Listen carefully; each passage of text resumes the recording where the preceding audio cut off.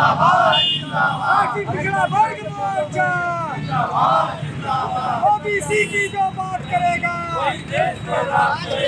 आरक्षण की जो बात करेगा, ओबीसी की जो बात करेगा, आरक्षण विरोधी ये सरकार, संविधान विरोधी ये सरकार, संविधान विरोधी ये सरकार, आरक्षण विरोधी ये सरकार, राष्ट्रीय पिछड़ा वर्ग मोर्चा। आप लोग जो ये धरना प्रदर्शन दे रहे हैं, इस धरना प्रदर्शन के पीछे क्या मकसद है, इस मकसद को बताएं और इस धरना प्रदर्शन की क्यों ज़रूरत पड़ी इसके बारे में बताएं। इस देश में किसी की भी सरकार बनती है, जब तक पिछड़े वर्ग का हिस्सेदारी न हो तो किसी की सरकार नहीं बनती। लेकिन जब से शासन सत्ता में तो 1947 से देश आज़ाद हुआ, आज़ादी के बाद से ही पिछड़ों को छला गया है और आए दिन छला जा रहा है। अभी 27 दिसंबर को जो मामला आया कोर्ट से कि ओबीसी के आरक्षण को खत्म कर दिया गया और ओबीसी के कोटे में ट्रांसजेंडर को भी डाला गया, तो पहले से ही पर्याप्त प्रतिनिधित्व तो नहीं है हमारा, ताकि दोनों एक साथ रहकर और संयम बनाकर रहें और आगे इस देश में ऐसी व्यवस्था लागू हो कि सबके लिए व्यवस्था बराबर हो। क्योंकि आए दिन पिछड़ों के साथ धोखेबाजी की जा रही है, उनको टारगेट किया जा रहा है और पिछड़ा इस देश में बहुत मजबूत है, लेकिन गुलाम बनाकर रखा गया है। तो गुलामी का एहसास नहीं है, किस दिन उसको गुलामी का एहसास होगा वो इस देश में एक ऐसी क्रांति करेगा कि सरकार की चूल्हे हिल जाएगी। हम बताना चाहेंगे आपके माध्यम से कि अगर पिछड़े वर्ग का पर्याप्त प्रतिनिधित्व तो नहीं दिया गया तो इस देश में वो क्रांति होगी। ये क्रांति दुनिया में देखने को मिलेगी कि जो सैलाब चल रहा है, हम गांव-गांव जाएंगे और ओबीसी की हर जातियों में हमारा कार्यक्रम लग रहा है। कार्यक्रम के माध्यम से हम ओबीसी को जागृत करेंगे और देश में बहुत बड़ी क्रांति करना चाहते हैं, ताकि ओबीसी अपने हक अधिकार के लिए इस लड़ाई को लड़के और शासन सत्ता में जाकर और अपने लोगों को आज़ाद कराने के लिए, अपने लोगों को व्यवस्था बनाने के लिए कानूनी प्रक्रिया में बैठकर और हमारे लोग आज़ाद हो जाएं, हमारे लोग शासन सत्ता में जाएं, ताकि इनको पर्याप्त प्रतिनिधित्व मिले। यही हमारी मांग है। आज देश में तमाम जो है राजनीतिक पार्टियां हैं, उत्तर प्रदेश में भी राजनीतिक पार्टियों का वर्चस्व रहा है। इन राजनीतिक पार्टियों के होने के बावजूद भी आज संगठनों को जो है सड़क पर आकर धरना प्रदर्शन देना पड़ रहा है। आखिर ये राजनीतिक पार्टियां चुप क्यों हैं, इसके पीछे के कारण को अगर आपको जानकारी हो तो उसके विषय में चर्चा करें। तो जो हमें ये जानकारी है कि पार्टियों का जो मामला है, तो ये देखा गया है, आप चैनल के माध्यम से देखते होंगे कि हमारे पार्टी के जो नेता लोग हैं, उनको किसी भी पार्टी में रहे, अगर वो विधायक हैं, सांसद हैं, राज्यपाल हैं, यहाँ तक कि जज भी हैं, तो सिर्फ उनको पोजीशन मिला हुआ है, पावर मिला हुआ नहीं है।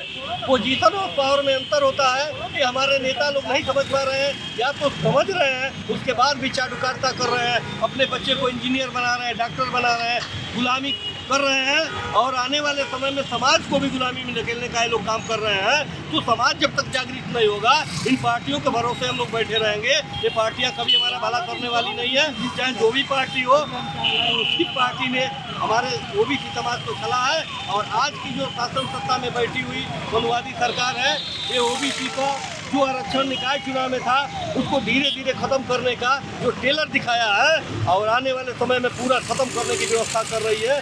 हम ऐसा न हो, इसके लिए हम लोग पूरे उत्तर प्रदेश को बंद किए हुए हैं और आज जो 9 जनवरी है, 9 जनवरी को पूरा उत्तर प्रदेश बंद है और आने वाले समय में हम सड़क से सदन तक हंगामा करेंगे और इस देश में ओबीसी का जो पूर्ण आरक्षण है वो लागू करवा के रहेंगे। चाहे इसके लिए जो भी करना पड़े हम करने के लिए तैयार हैं, चाहे इसके लिए खूनी क्रांति क्यों न हो। ओबीसी की संख्या सबसे ज़्यादा है, लगभग माना जाता है कि 60 से 65% हो चुकी है। ओबीसी की इतनी संख्या होने के बावजूद भी ओबीसी के आरक्षण को निकाय चुनाव में समाप्त किया जा रहा है। अभी चूंकि ये मामला कोर्ट में है, इस संदर्भ में आपकी क्या राय है? राय है कि जो ये सरकार हमारी चल रही है उत्तर प्रदेश की, वो ओबीसी के साथ जो है हमेशा छलावा करते सरकार आई है। जब से ये देश आज़ाद हुआ, देश की आज़ादी के बाद ही लोग जो शासन सत्ता में बैठे हैं वो हमेशा ओबीसी को गुमराह किया। अगर गुमराह नहीं किया होता तो निश्चित रूप से कई नीतियों को ला करके आज ओबीसी का टोटल हक और हिस्सा समाप्त किया जा रहा है। जैसे लोगों की समझदारी न होने के कारण, पार्टियों की समझदारी होने के न कारण इस देश में जो है उत्तर प्रदेश में कोई लगता है चाहे किसी भी पार्टी का नेता हो, आज बोलने को तैयार नहीं है। तो ये समझने की ज़रूरत है, जनता को समझने की ज़रूरत है कि जो ये सरकार चल रही है वो न्यायपालिका का सहारा ले करके संविधान को बगैर हाथ लगाए ओबीसी का हक और हिस्सा समाप्त कर रही है। लोगों को मैं बताना चाहता हूं कि आम जनता अगर नहीं सुधरी तो नगर निकाय का आरक्षण जो समाप्त किया जा रहा है, इसके लिए हम लोग 9 जनवरी पूरे उत्तर प्रदेश को माननीय चौधरी विकास पटेल जी के नेतृत्व में बंद किया जा रहा है। और अब घबराने की ज़रूरत नहीं है। धीरे धीरे निजीकरण का जो इनका मामला है, जो ईवीएम से जीत करा रहे हैं, ओबीसी की जो जाति आधारित जनगणना नहीं करवा रहे हैं, निश्चित रूप से ये जनता ओबीसी अब जागृत हो रही है। और आने वाले समय में नगर पालिका में भी इनको जवाब दिया जाएगा।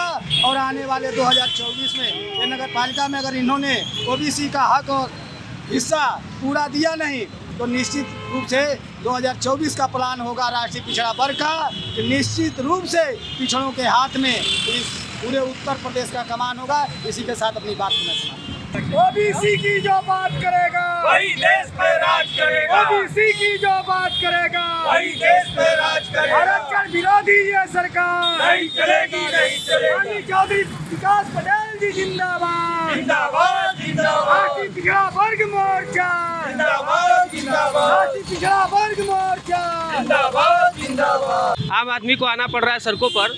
आखिर में बड़े लोग, बड़े अग्रणी लोग कहाँ पर हैं?